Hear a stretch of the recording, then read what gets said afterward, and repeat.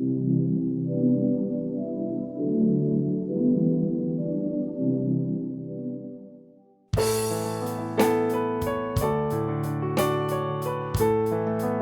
saudaraku, apa kabar?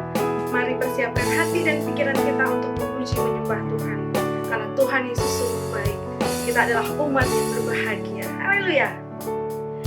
Ku berbahagia, yakin teguh, Yesus abadi, kemuliaan-Mu. Amin. Aku warisnya, ku ditebus, ciptaan baru, Roh Kudus. Aku bernyanyi bahagia, memuji Yesus selamanya. Aku bernyanyi bahagia, puji Tuhan, Yesus selamanya. Kami memuji-Mu. Mari sama-sama kita katakan, ku berbahagia. Haleluya. Ku berbahagia, yakin teguh, Yesus abadi, Yesus abadi, kemuliaan-Mu. Aku warisnya, ku ditebus,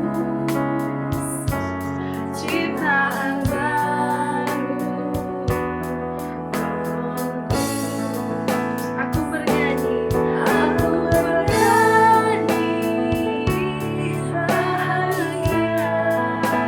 puji Yesus,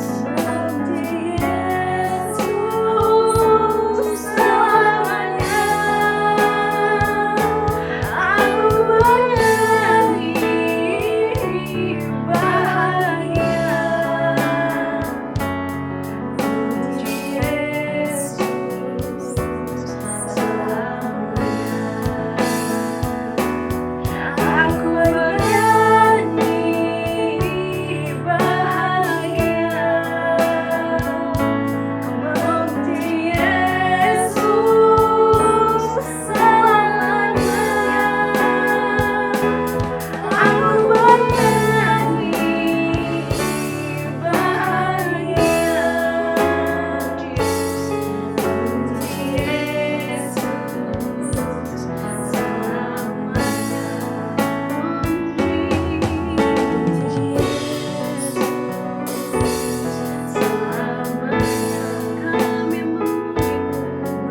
puji Yesus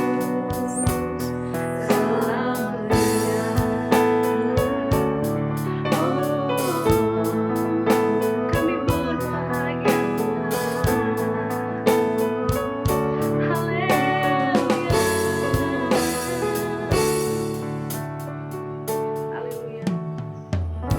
Kami mau terus tinggikan nama-Mu, karena Engkau layak menerima hormat dan pujian. Oh, haleluya.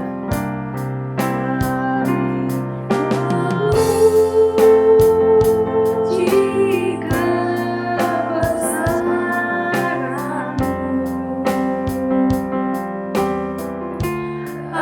ajar Tuhan,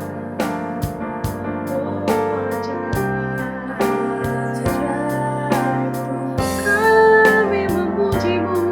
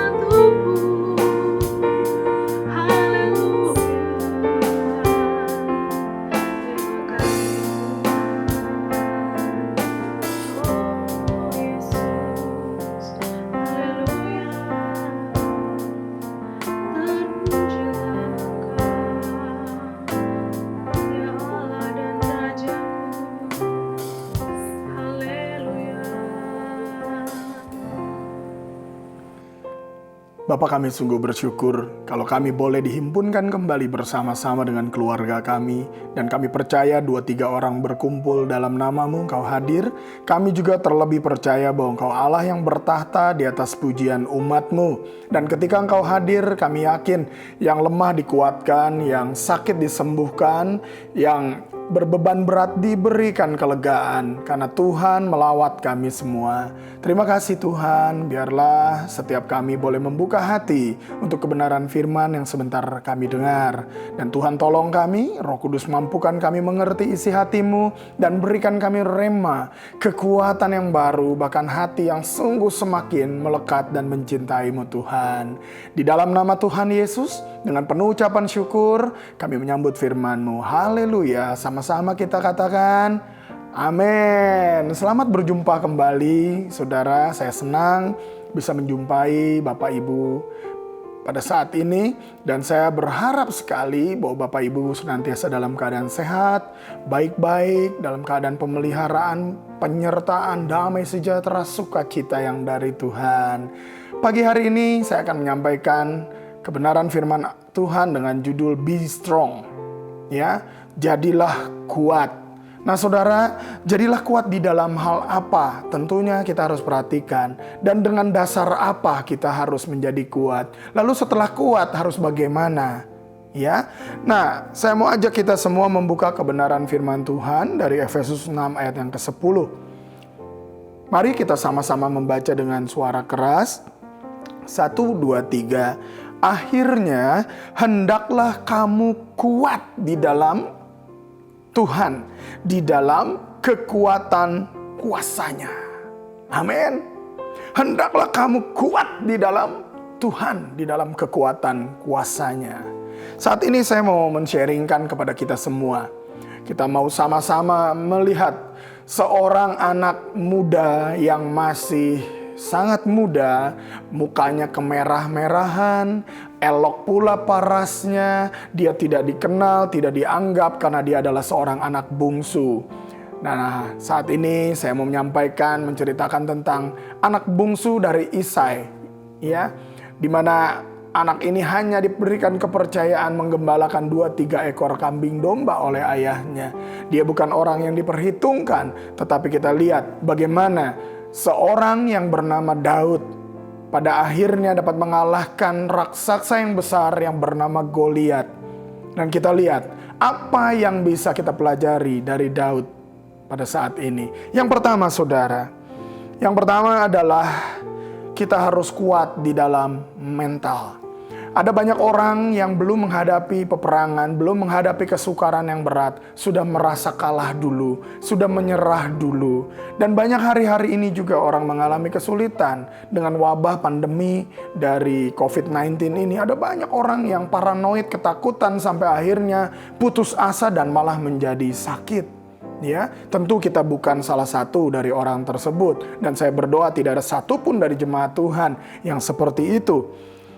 Daud tidak takut melawan Goliat. Daud tidak takut terhadap Goliat yang seperti itu rupanya. Mari kita lihat 1 Samuel 17 ayat 4 sampai yang ke-7. Lalu tampillah keluar seorang pendekar dari tentara orang Filistin namanya Goliat dari Gat. Tingginya 6 hasta sejengkal. Lebih kurang 3,2 meter saudara. Bayangkan 3,2 meter. Langit-langit rumah kita mentok saudara. Ya, ketopong tembaga ada di kepalanya. Diperkirakan beratnya antara 2-3 kilo. Dan ia memakai baju zirah yang bersisik.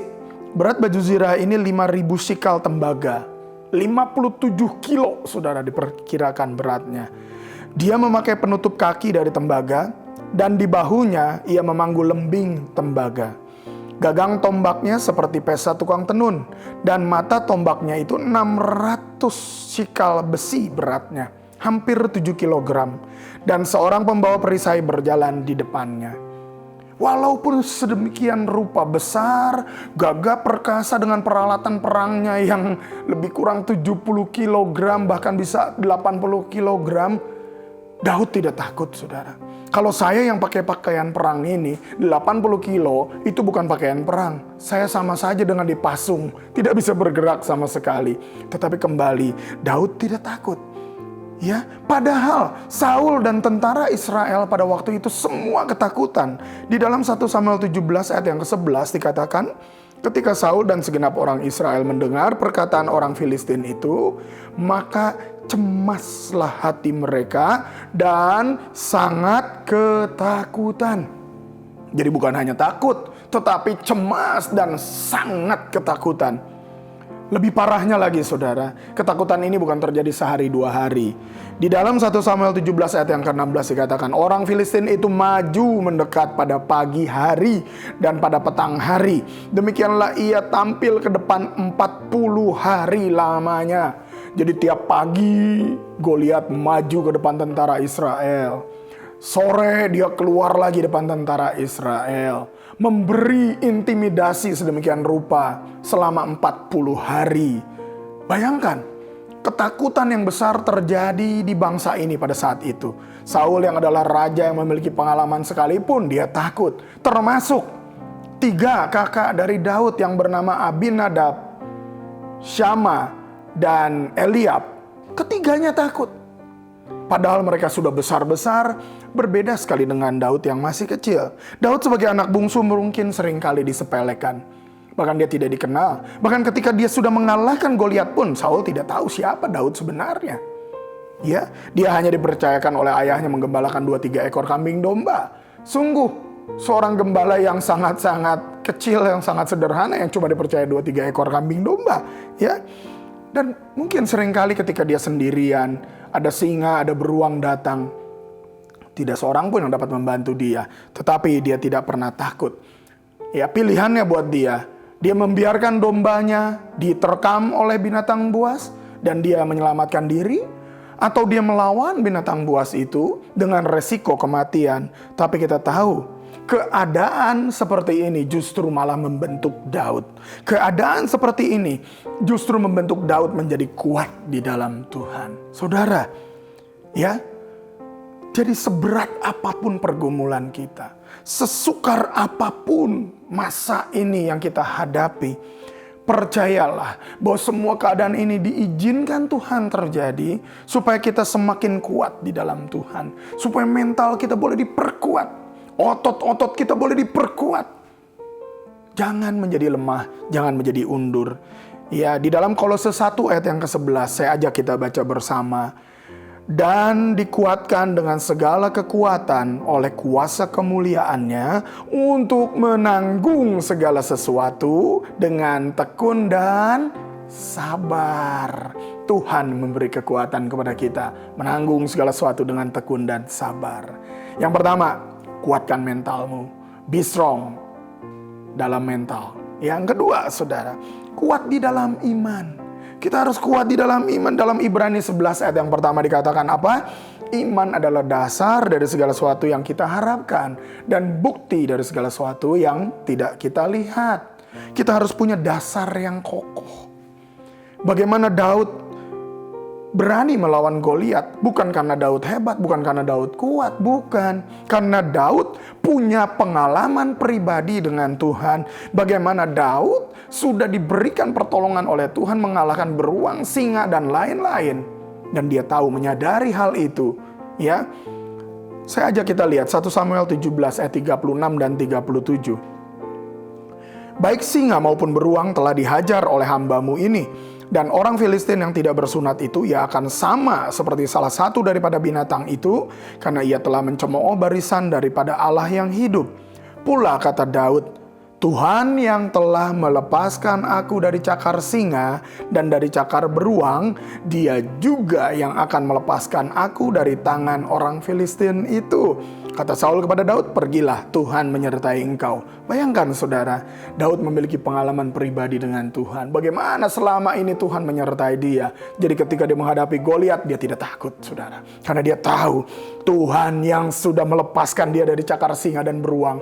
Hari itu juga Tuhan akan mengalahkan Goliat dan menyerahkan Goliat ke dalam tangan dia.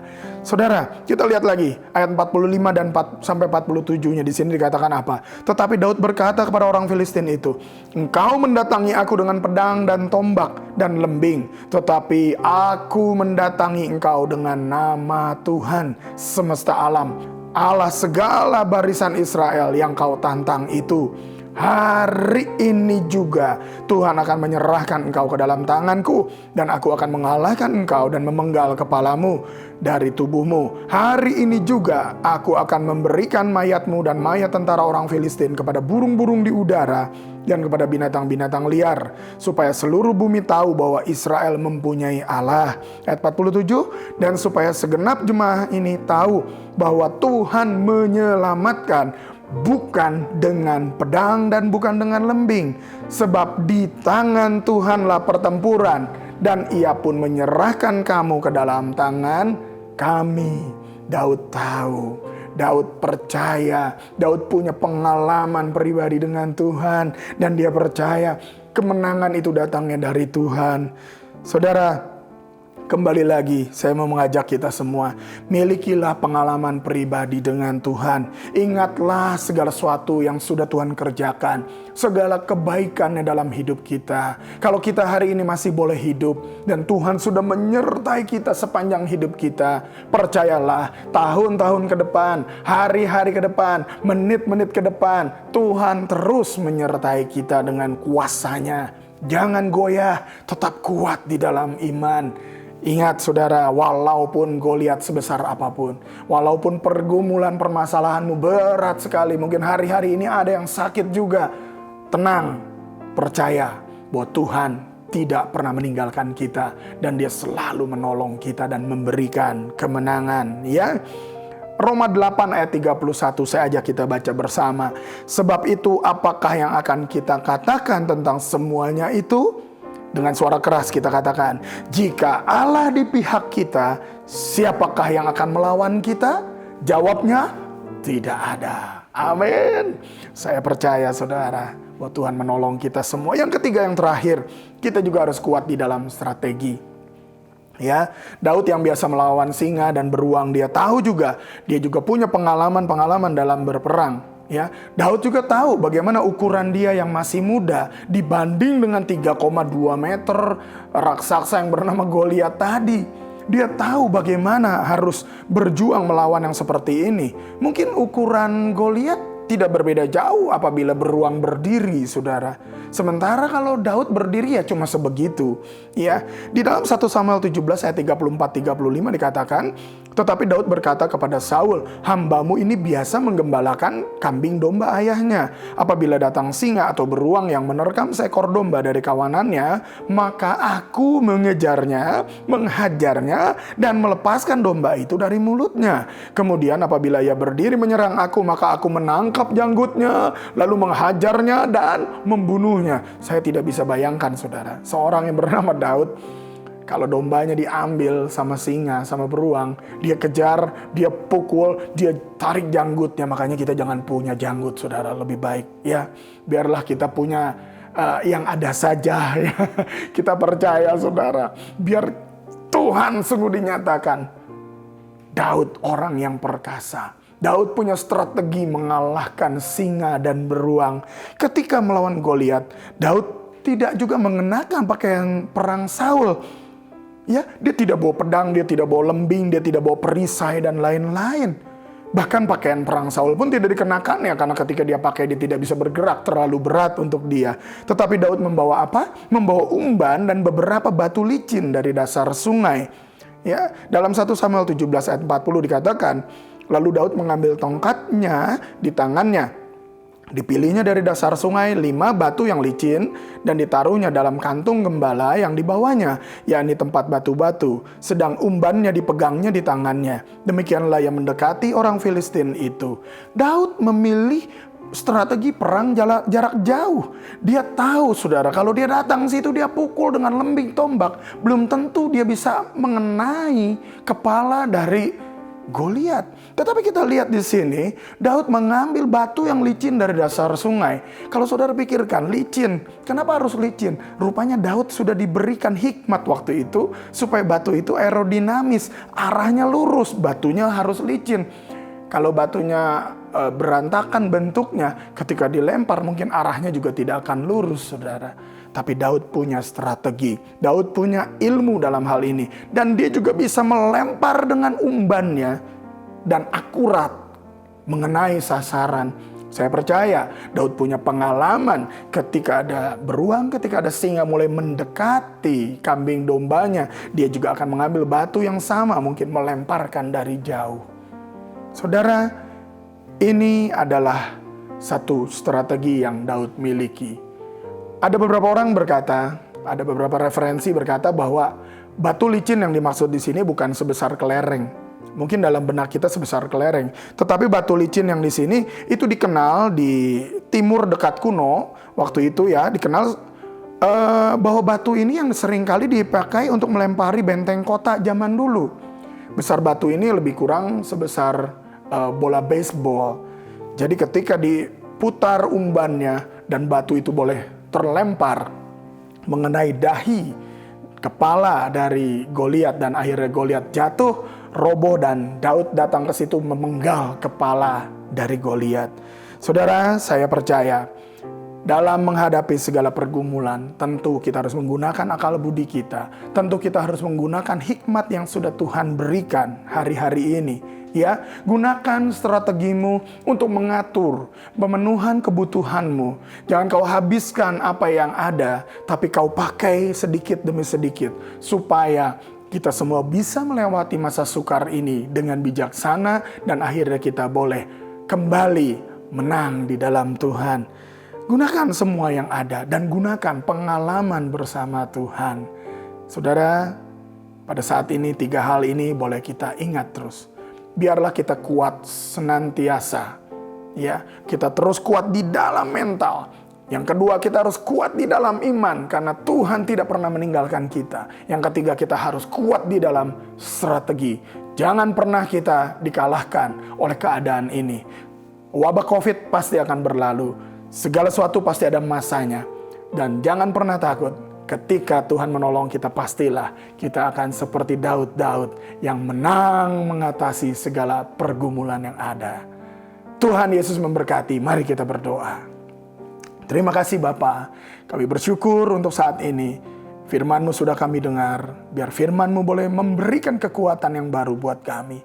Kami yang lemah secara mental, kami yang lemah secara iman, bahkan kami yang mungkin sudah mulai putus asa menghadapi keadaan ini. Biarlah Roh Kudus baharui kami. Beri kami kekuatan yang baru. Berikan kami roh yang teguh. Yang terus bernyala-nyala di dalam Tuhan. Karena Roh-Mu yang memberikan kekuatan bagi kami untuk menanggung segala perkara dengan tekun dan sabar. Terima kasih Bapa, hamba selesai berbicara. Tapi kami percaya firman-Mu sungguh termeterai dalam hati kami, menjadi rema, menjadi harapan yang baru dan kekuatan yang baru. Terima kasih Bapa yang baik. Sebentar kami mau mempersiapkan diri untuk menerima perjamuan kudus. Biarlah kami boleh menerima perjamuan ini dengan cara yang benar. Kami mohon ampun untuk setiap dosa kesalahan pelanggaran kami, supaya kami boleh menerima segala berkat anugerah yang sudah Tuhan sediakan melalui perjamuan. Terima kasih Bapa. Terima kasih Tuhan Yesus. Terima kasih Allah Roh Kudus. Kami siapkan hati lebih lagi untuk menerima perjamuan ini. Mari Bapak Ibu, saya ajak kita angkat roti dengan tangan kita tinggi-tinggi dengan penuh hormat di hadapan Tuhan. Sebab apa yang telah kuteruskan kepadamu telah aku terima dari Tuhan, yaitu bahwa Tuhan Yesus pada malam waktu Ia diserahkan mengambil roti, dan sesudah itu Ia mengucap syukur atasnya, Ia memecah-mecahkannya dan berkata, "Inilah tubuhku yang diserahkan bagi kamu, perbuatlah ini menjadi peringatan akan aku." Mari kita makan roti ini dengan sungguh mengakui tubuh Kristus yang sudah terpaku di kayu salib untuk penebusan dosa kita semua. Supaya di dalam tubuhnya juga kita boleh dipersatukan dengan Tuhan. Di dalam nama Tuhan Yesus.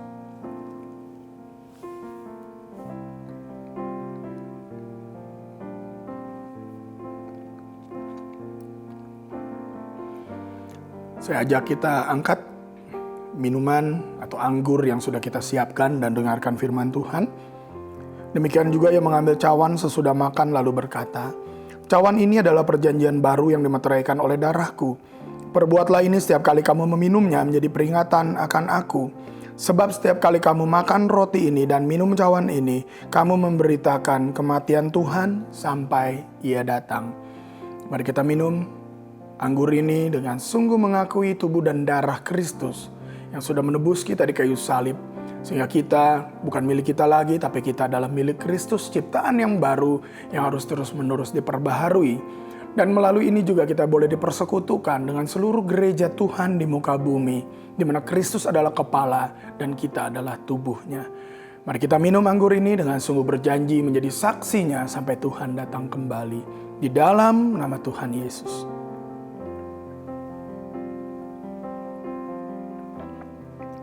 Mari kita sama-sama ucapkan syukur dari hati kita yang paling dalam. Haleluya Tuhan. Sungguh Bapa, kami bersyukur Tuhan. Hanya oleh karena kemurahan dan anugerah-Mu, hanya oleh karena kasih-Mu kami boleh diampuni. Bukan karena kuat gagah, bukan karena apapun yang ada pada kami, tapi semata-mata karena kasih Allah yang mutlak buat kami. Terima kasih Tuhan Yesus yang sudah berkorban di kayu salib bagi kami semua. Kiranya pengorbanan-Mu boleh terus kami bawa dalam hidup kami, supaya kami sadar bahwa hidup kami bukan milik kami lagi, tetapi milik Tuhan, dan kami isi untuk memuliakan Tuhan. Kami percaya Tuhan, melalui pengorbanan-Mu di kayu salib, penebusan-Mu, kami yang lemah juga sudah mendapat kekuatan yang baru. Kami yang sakit oleh bilur-bilur-Mu kami disembuhkan. Bahkan kami yang berbeban berat diberi kelegaan. Kami yang berduka diberikan sukacita yang baru. Bahkan tidak ada satupun dari kami yang kekurangan, karena Tuhan yang mencukupkannya dengan berlimpah. Terima kasih Tuhan, jadikan kami saksi-Mu sampai Tuhan datang kembali. Biar dalam semuanya cuma nama Tuhan yang ditinggikan, karena Engkaulah kepala gereja yang agung dan kami adalah tubuh-Mu. Dan biarlah kami boleh semakin hari semakin berfungsi dan berbuah-buah di dalam Engkau. Terima kasih Tuhan. Kami juga mau berdoa bagi seluruh jemaat-Mu. Kiranya Tuhan boleh terus menyertai seluruh jemaat-Mu dari yang paling muda sampai opa-oma yang sudah lanjut usia. Tuhan sertai, lindungi, jagai senantiasa. Berikan kekuatan, penyertaan-Mu, penghiburan, sukacita, bahkan iman yang semakin kokoh di dalam Tuhan. Kami menyerahkan seluruh para medis, bahkan mereka yang hari-hari ini sedang mengidap COVID-19. Tuhan jamah mereka semua. Berikan kesembuhan, pemulihan yang dari Tuhan. Jamahan-Mu Tuhan boleh membawa mujizat bagi setiap mereka. Tolong para medis juga lindungi mereka dan keluarga mereka. Dalam perjuangan mereka, mereka boleh semakin juga boleh mendapatkan pertolongan yang khusus dari Tuhan. Kami menyerahkan kota dan bangsa kami dalam tangan Tuhan. Kiranya Tuhan boleh menyertai Bogor, boleh menjadi kota shalom, kota yang penuh dengan damai dan sejahtera dari Tuhan. Tuhan sertai Bapak Presiden kami, Wakil Presiden, para menteri semua, dari tingkat pusat sampai ke daerah. Berikan roh yang takut akan Allah, berikan tuntunan-Mu senantiasa, sehingga mereka semua sebagai pemimpin yang takut akan Tuhan, mereka boleh membawa negeri ini kepada pemulihan. Terima kasih Tuhan. Kami berdoa bagi Gereja Betel Indonesia, bagi Ketua Umum kami Bapak Pendeta Dr. Rubin Adi Abraham. Kiranya Tuhan menyertai, memberikan hikmat senantiasa kepada seluruh stafnya, juga berikan kesehatan senantiasa. Dan biar seluruh Gereja Betel Indonesia yang ada di Indonesia, bahkan yang ada di seluruh negara lain, Tuhan yang sertai. Jadikan kami terang dan garam, jadikan kami berkat bagi dunia ini. Terima kasih Bapa. Kami serahkan segala doa kami yang tidak sempurna dalam tangan Tuhan, karena kami percaya Engkaulah yang sanggup menjawab dan melakukan jauh lebih banyak daripada apa yang kami minta dan doakan. Segala pujian, hormat, syukur, kemuliaan bagi nama-Mu Tuhan. Sebentar kami mau menutup ibadah kami, dan sebelumnya kami mau menerima berkat yang dari Tuhan. Bapak Ibu, mari kita angkat kedua tangan kita, arahkan hati kepada Tuhan. Tuhan memberkati dan melindungi engkau. Tuhan menyinari engkau dengan wajahnya dan memberi engkau kasih karunia. Tuhan menghadapkan wajahnya kepadamu dan memberi engkau damai sejahtera. Terimalah, bawalah berkat berlimpah dari Allah Bapa, cinta kasih, pengorbanan teladan Tuhan Yesus, penyertaan, kuasa, kemenangan, sukacita dari Roh Kudus memenuhi engkau mulai saat ini sampai selamanya.